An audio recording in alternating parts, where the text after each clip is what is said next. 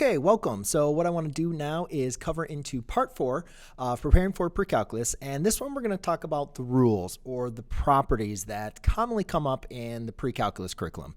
And the properties rules that we're going to talk about is the rules of exponents, the rules of radicals, as well as the rules of logarithms. Now, in this video, I'm not going to go through and explain all of those. Obviously, that's something that I'll have notes on and videos for, but I just want to kind of refresh your memory on some of these rules, and obviously I'll explain my way as far as using the rules, and we'll provide at least a template for you to go back and remember some of those important ones. But I just want to kind of do a refresher, as a lot of these rules we cover in Algebra 1 as well as in Algebra 2. So let's go ahead and take a look here at this.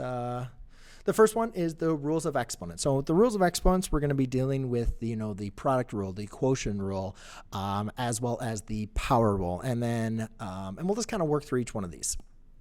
So a couple things to remember here. We're just going to simplify the expression. So we're not solving anything or looking for. We're just applying the operation and then simplifying it by using our rules of exponents. So here what we notice is we have 3x squared times 4x. And just remember, when you're multiplying radicals, if there's no power provided, then we can say that that power is going to be equal to 1. All right. And also, when we're multiplying exponents, the 3 and the 4 are what we call our coefficients of each of these exponents. And those we're just going to multiply together. So 3 times 4, we're multiplying exponents. We're just going to multiply the coefficients. So 3 times 4 is going to equal 12. And sorry, other way. And then we're going to have x squared times x to the first power. And remember, the product rule of exponents says whenever you are multiplying exponents, then we're going to add their powers. So therefore, my x is going to be x to the 2 plus 1, which is just going to be x cubed. All right. Moving on to the next one, which would be the quotient property. And I did a couple of these because a lot of them, kind of get a little confusing sometimes or with them. So first thing, again, we're going to treat the coefficients separately. So in this case, we have 2 over 4. And I'll just kind of rewrite this. So 2 over 4. And then when we're dividing exponents, we're actually going to be subtracting the power. So in this case, we'll have x to the 2 minus 3. Now, here comes bring up a special situation. 4 obviously does not divide into 2, but 2 fourths, we can reduce that to 1/2. And then x to the 2 minus 3 is x to the negative first power. Now, that's fine. That is technically, a correct answer. But we prefer a lot of times to write our answers with positive power. So rather than writing the x to the negative first, if we rewrite a exponent with a negative power in the denominator, we can now make it positive. Okay? So therefore, the correct version, or at least the simplified version in this case, would be 1 over 2 to the just the first power, so 2 to the x. And you could put a 1 there if you want to, but we don't need to. We can just write it as 1 over x to the first. All right, in the next example, again, we're going to treat the coefficients separately. So I have 3/2. And then this one I have x cubed minus 3. Yeah, x cubed, same powers are the same, right?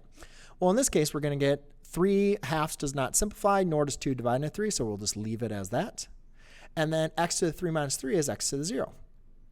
And just to remember the rules of exponents, that whenever you have any power or base equal to 0, then that's just going to equal 1. So therefore, I have 3/2, which is really then just times 1. So my simplified answer would just be 3/2. Okay? All right, moving on to the next one. Again, let's go through this. 2 evenly divides into 6, so I can just write 6 over 2, or I can just say 6 divided by 2. Well, that's just 3.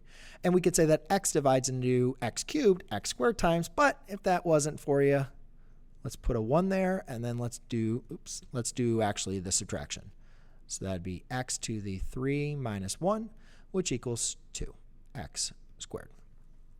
Okay, the next one is the power rule, and basically the power rule, there's actually a couple things going on with this. We have the power rule as well as we have the power to product rule that's going on. So a couple important things to remember is now when I have the power, I need to distribute that power to both of these terms. That's what we call the power to product rule. So basically this is going to look like this. So we have 1/2 to the second power, and we have x cubed to the second power.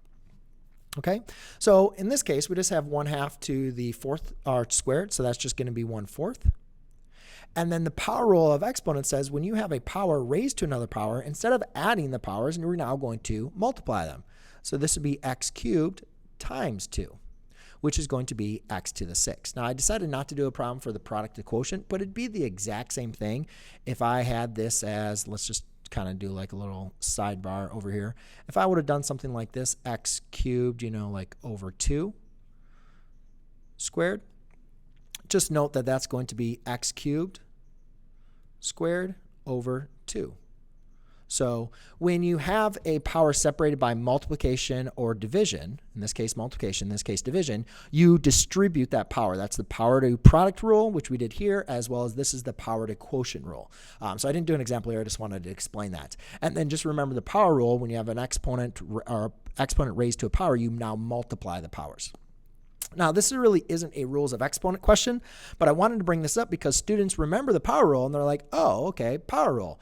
But you got to be careful. X squared minus 1 squared, that's not separated by multiplication or division anymore, right? So we can't apply that power to product or power to quotient rule. So it's just something that comes up. Students get very easily confused. So I just decided I wanted to do, an example like this. Just remember x squared minus 1 squared is really the same thing as x squared minus 1 times x squared minus 1, right? So now we need to multiply using by applying distributive property. And again, this one actually could be rewritten in the same respect. You could multiply them, or another way you could look at this is 1/2 x cubed times 1/2 x cubed. And then it would go back to using the power rule, which we discussed here before. Multiply the coefficients. 1/2 times 1/2 is 1/4. X cubed times x cubed is x to the 3 plus 3, which is x to the 6. So another way to get to it, we like to use the power rule, though, because, what if I made this like 12? We wouldn't want to write out this multiplied by itself 12 times. So that's how the power rule can be helpful. Sorry, I just had to kind of go back and go over some of those things. So let's go and actually write out distributive property here. We're going to have x squared times x squared times -1, -1 times x squared, and -1 times -1. So x squared times x squared is x to the 4th. Now, I did want to bring up when you are adding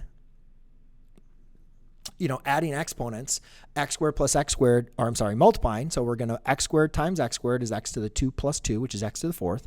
X squared times -1 is just going to be negative x squared. -1 times x squared is negative x squared. And -1 times -1 is positive 1. Now, I did want to bring this up because as far as like the adding and subtracting, please note that the coefficients here is a -1 and a -1. So what's happening here is I have negative x squared minus x squared.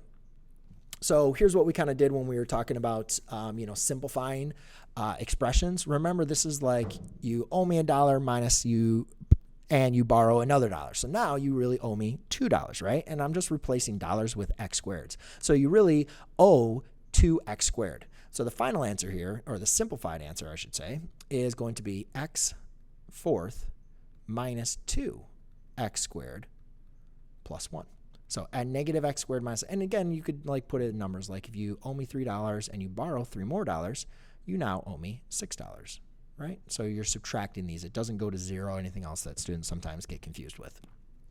So I just want to remind you, and again, you can only apply those operations. I can only subtract these because they have the same base, which is x, and they have the same power, which is 2. Notice I couldn't subtract x squared, minus this x, or x to the 4th minus 2x squared. You couldn't do that because they have the same base, which is x, but they don't have the same power. So you can't apply addition and subtraction if they don't have the same base and powers. But you can multiply and divide them. All right, so let's get into radicals, using the rules of radicals. So there's a couple things that, we already worked on simplifying radicals, and, that kind of gave you a little bit of idea into, some different rules we can use. One of the main ones that, I use is again, breaking up a radical into, the product. So just remember that the square root of x times y is equal to the square root of x times the square root of y. And what that's helpful for us is understanding is I don't have to, let's just make that a multiplication.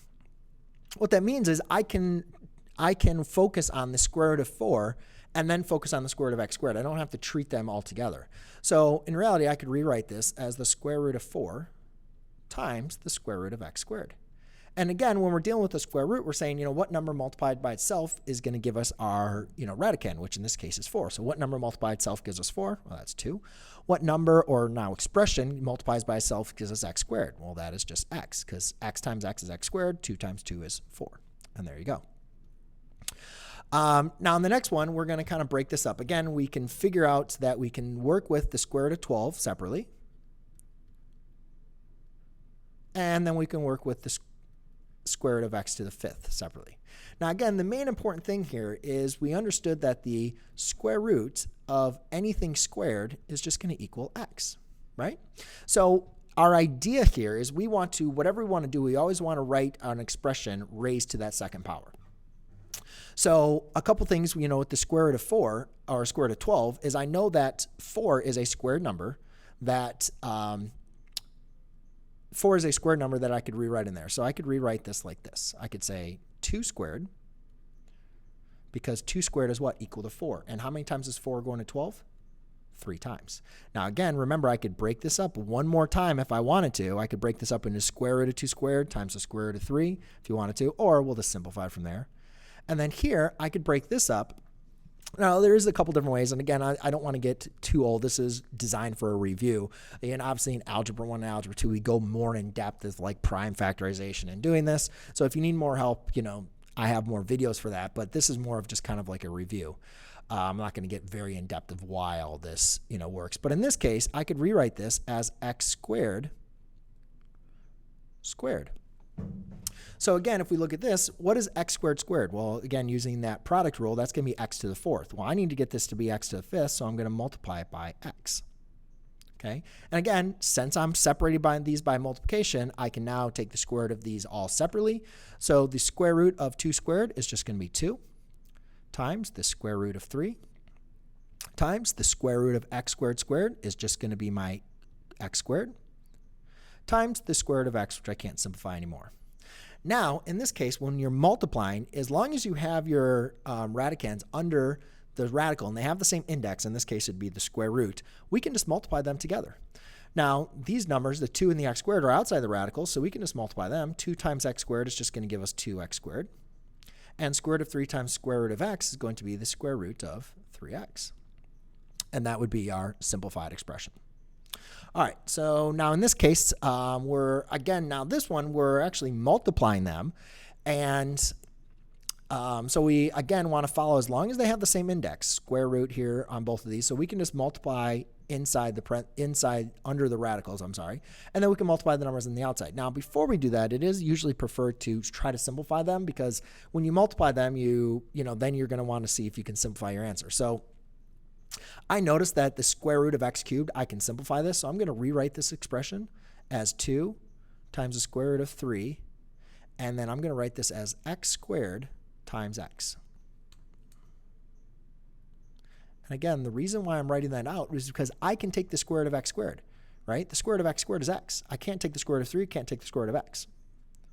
Now, I'm going to rewrite this as a negative 1. Because I don't want it to be confused with subtraction. There's no subtraction that's going on here. We're multiplying this by negative 1. And therefore, then that's going to be I can't simplify the square root of 6, so I'll do square root of 6 times x squared times x.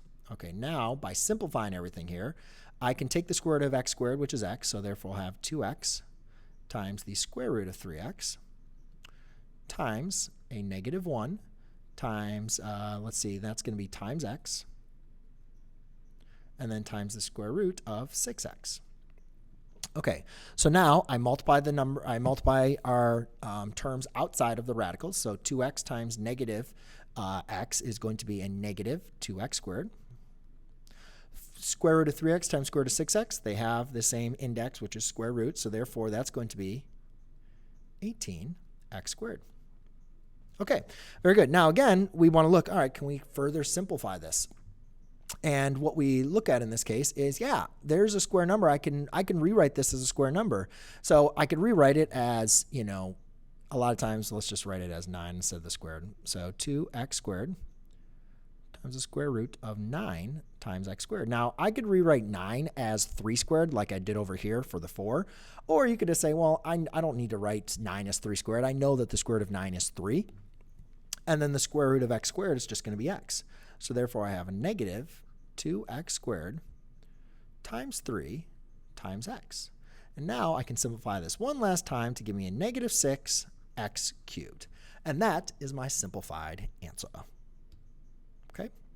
All right, so let's go and work on this one. Now, again, I came into this with some radicals. I just wanted to, again, cover this for you. Is just remember when we're multiplying our radicals, you can't apply this. Do not do x squared minus the square root of 2 squared. Do not do that. You have to understand that this is x minus square root of 2 times x minus the square root of 2. Okay? So let's go ahead and apply the product. So again, applying distributive property here. X times x is x squared. X times negative square root of 2. Well, this is not under radical, so I can't multiply it inside of the radical. And that was something important that I didn't mention, like for in this case. I can't multiply the 2 times the 6. So this is outside the radical, that's inside the radical. So you can't multiply a number outside of a radicand inside a radicand. However, since they're both under the same radical with the same index, you can multiply them. That's how I got 3 and 6 give me 18. But you can't multiply a number outside inside.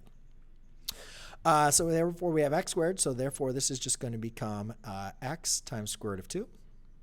This becomes negative x square root of 2. That's negative x square root of 2. And then we have negative square root of 2 times negative square root of 2. So negative times negative is a positive. And then we have square root of 2 squared. Okay, so again, kind of going like this. Now combining with radicals, just like we were combining with, just like we combined over here, as long as they have the same base and the same power, we can combine them. Well, same kind of thing, really, the square root is really raising to a 1/2, which is our rational exponents, which we will cover again later. But again, you could just think of this as since they have the same index, square root of x, and they have the same radicand, which is 2, we can just combine these. So like that last example, I'm going to have x squared minus x square root of 2. Oops, I'm sorry. Minus 2, right? You owe me $1, you borrow another one, so you now owe me $2. And then square root of 2 squared, well, the square root and the 2 are going to undo each other, so therefore we're just going to be left with 2. All right, dividing. So just like the product rule, all right, I can rewrite this. If you have the division, if I have square root of x over y, I can break that up into the square root of x over the square root of y. So in this case, it might be a little bit easier to represent this as one radical so we can simplify it. So if I put this under one radical, I have 12x cubed over 3x. And what this allows me to say is, I can just simplify. I can just take 12 divided by 3. I can simplify this under the radical, which is 4. And then x cubed divided by x, remember you're subtracting the powers, so that's just going to be x squared. And then now I can take the square root of these separately, so square root of 4 is 2. Square root of x is just going to be x. Okay. In the next one, another thing that comes up. So we talked about multiplying. You can't multiply a number outside a radical, inside a radical. So same thing. Do not try to divide and say, those 5x's divide out. Got to be careful with that. One's inside of a radical, one is not. So again, what we can do is rewrite this under a radical. So let's go ahead and take this. I could rewrite this as 1 over 5x times 5x over x cubed. Okay, and let's simplify it that way.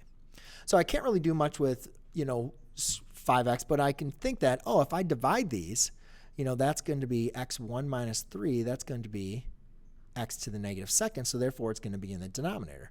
So therefore I'll just rewrite this as 1/5 to the 5x times 5 over x squared. And now what you see is, if I go back and separate this,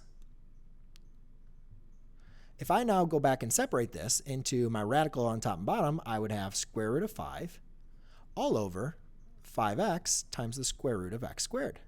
And the square root of x squared, I can simplify to x, so that's going to leave me with a final answer of square root of 5 over 5x squared.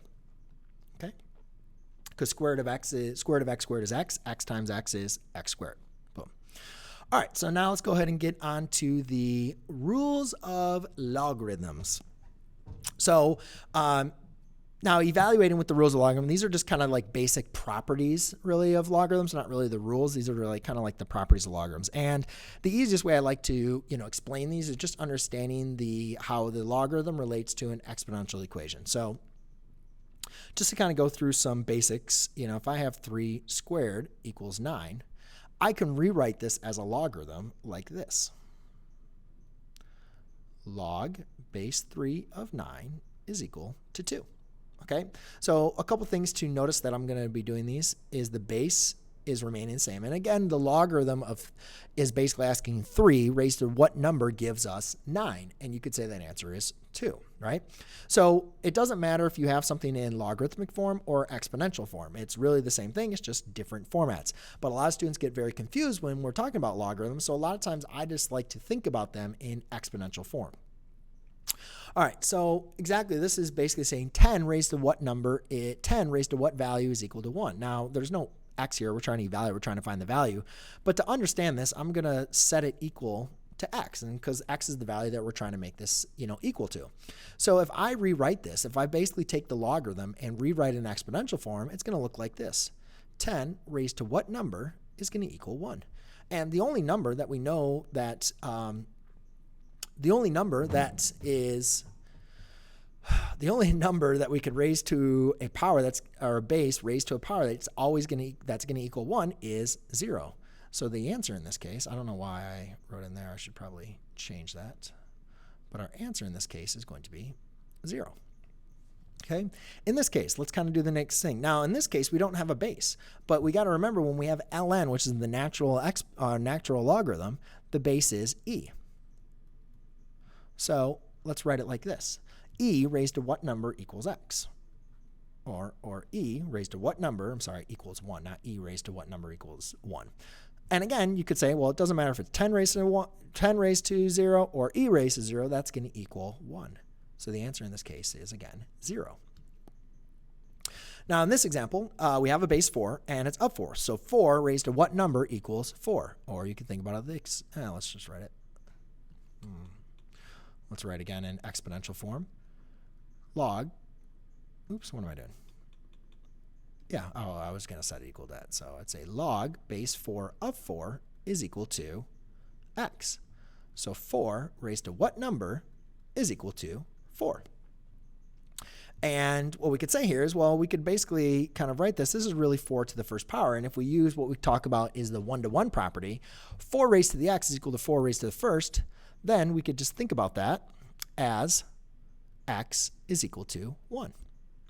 And obviously that just kind of makes sense, but I wanted to bring up the case of the one-to-one property because that is going to be helpful to us in the next section, or at least understanding that one-to-one property. All right, moving on to the next one. Now, this one there's actually parentheses here. That's not ln of nothing minus 2. That is going to be ln of negative 2. All right, so again, let's just rewrite this with, setting this equal to ln of negative 2 is equal to x. All right, so if I rewrite this as a logarithm, I'm going to have, now again, since I'm using base e, I'm going to want to use the natural logarithm. I'm not going to want to use log. I'm going to want to use the natural logarithm. So therefore, I'll have ln of e raised to the x equals ln of negative 2. And here is the reason that I was talking about comes into this exponential. Now, we could rewrite this ln of e, and you could also just put an e there too, because it doesn't matter if you have ln represented or not, it's still going to be base e. So remember, the one-to-one property works for exponents. If 4 raised to the x equal to 4 raised to the first, then really having them bases don't really matter, right? It doesn't matter if I did 2 to the x equals 2 to the 1, or 7. It doesn't matter what the bases are. So that's called the one-to-one property. We can set the powers equal to each other. Well, the one-to-one property works exactly the same for logarithms. If I have ln of something, and as long as it's to the same equal to ln of something else, as long as the bases are the same, then it doesn't really matter that I have ln on both sides. I can just set the quantity of each logarithm equal to each other. So x is equal to negative 2. Okay, and this one comes up a lot. It's something that we use quite a bit to help us out, simplify and solve exponential equations. So just remember, if you have e raised to the ln, as long as these bases are the same, it's just going to be the quantity of your logarithm in the numerator. All right, in the next example, we have 3 raised to the negative 3. I'm sorry. Let's rewrite this. So I have log base 3 of negative 3 is equal to x. So we're thinking 3 raised to the x equals negative 3. Now, again, remember, we're dealing with the real number system here. So we're thinking about numbers that we could raise 3 to get us to be negative 3. Well, just a quick little point out. Let's think about some random, numbers that might work. Let's do 3 to the, 0. No, that equals 1. 3 to the, first power obviously equals positive 3. Let's do 3 to the negative first power, right? Well, remember, that equals 1 over 3, right, to the first power. So we put that in the denominator. What about 3 to like the 1/2? Well, remember, 3 to the 1/2, 1/2 is actually a radical. So that's actually that's equal to the square root of 3, right? The index is there and 3 is 1. So there are no real numbers that are going to allow us to evaluate this logarithm. So we're just going to write for the real number system that this one just does not exist, okay? And again, there's other ways we could look at solving that, but for the purpose of our class, we're going to stay with there. All right, kind of going into this one, I'm not going to get through the whole process in this one, but it's kind of very similar. Actually, yeah, I can follow through this again. So again, in this case, remember we have a logarithm, so remember that's base e. So we have ln base e of e squared is equal to x. Now, again, if we re-raise this, if we converted this to an exponential equation, we have e to the x is equal to e squared. And again, going back to that one-to-one property, it doesn't matter if I have, what number is my base. As long as the bases are the same, I can just say x is equal to 2. And so this is a very important property because it comes up very often just like this one. If I have e to the ln of e of whatever, it's just going to equal that whatever. Same thing. If I have ln base e of e raised to whatever, it's just going to be whatever. And again, it doesn't matter if it's natural logarithms or log base 10 or log base 7. It doesn't matter. That same property is going to apply. All right, so now let's go and look into the product, the quotient, and the power rule. Now for these, we're just going to work on simplifying these by condensing them. And just remember that kind of like the rules of exponents, that when you have the product of powers, you add, or the product of exponents, you add the powers. And when you have the division of powers, you're going to subtract the powers. And so that's kind of the same thing. So if we wanted to condense this down to one logarithm, because a lot of times we'll see math problems and they look very confusing. But if we're able to simplify them down, usually we can help us out with the math. And usually if we apply these rules, then we can kind of use these rules to help us solve the logarithms in a rather easy fashion. So when we have two logarithms separated by addition, we can just rewrite that as the product. As long as they have the same base, right? These are ln base e. We can just write that as the product of the two quantities. So ln of 3x plus ln of x is this really equivalent to ln of 3x times x, which we can just simplify that one more time into 3x squared. Oops, I got an extra example. In this example, we have the same thing. Now, again, remember, if we have a logarithm and there's no base shown, then we can assume that it's base 10. But these both have the same base, so we're good there. So this one is going to be log of, just put this in x plus 1 times x plus 2. Right? So it's just going to be the product. Now, we're going to have to do a little distributive property. Since we kind of covered this before, I'm going to simplify this. I'll do this in my head. X times x is x squared. X times 2 is 2x. X times 1 is x, so that's going to be a positive 3x. And if you're not catching with me, just multiply this to the side. 1 times 2 is going to be a positive 2. Okay, and that's it. That's as simplified as we're going to get with that logarithm. So if adding brings us to multiplication, then subtracting is going to bring us to division. So I'm just going to rewrite this as one logarithm here. Ln of 10x cubed divided by 2x. And then kind of going back to like our rules of logarithms, we can rewrite this. We can do 10 divided by 2, which is going to be 5. And x cubed divided by x is just going to be x squared. Okay, and that would be like our simplified version. All right, over here, now we have some expressions, but again, it's like the same thing. And you can see that these are both log base 3s. Okay, so it doesn't matter if it's base 10, ln, whatever. Let's go ahead and rewrite them. So log base 3 of x squared minus 3x over x. Now, there's nothing wrong with that answer, but technically a lot of times if you're seeing this on like maybe a test or quiz, it might have the word like simplify completely. And we notice that all these terms share a common x, right? So you could simplify this a little bit further by factoring out an x in the numerator. And therefore, then you would see that these x's would divide out to 1. So I could further simplify this problem as x minus 3. Again, there's nothing wrong with this, but again, if you have some questions, whatever else, as far as simplifying them, then that'd be the case. Or you might want to further that down. Now, the last one is going to be the power rule. And it's just important to understand when you have a power multiplied by a logarithm, that you can rewrite that as your power. So 2 log base 4 of 3x can be written as log base 4 of 3x squared. And then we could simplify that a little bit further. I could rewrite that as log base 4 of 9x squared. And a lot of times, we'll still put these in parentheses just to understand that's the quantity of that logarithm. But whenever you have a multiplied by logarithm, you can rewrite that as the power. And then lastly, it kind of gets into the rational exponents, which I know we haven't talked about. But again, we have this 1/2 here, so I can rewrite this as ln of 3x to the 1/2 power. And just notice this comes up a lot with logarithms. A lot of times you'll see radicals, and you're like, where did the radicals come from? Well, remember, we can rewrite this any rational power. I'll just put this over here. Let's do it. Remember, this kind of goes back to the rules of exponents, but it's for rational. Remember, x to the a over b is equal to the b root of x to the a. So in this case, I can rewrite this. That means it's going to be the second root, so the square root of 3x to the first. So ln of, I'll put this in parentheses, 2 of 3x to the first. Or we could really just simplify this as ln of square root of 3x. And there you go, ladies and gentlemen. That is our preparation with the rules of exponents, radicals, and logarithms. Hope you enjoyed. Thanks so much.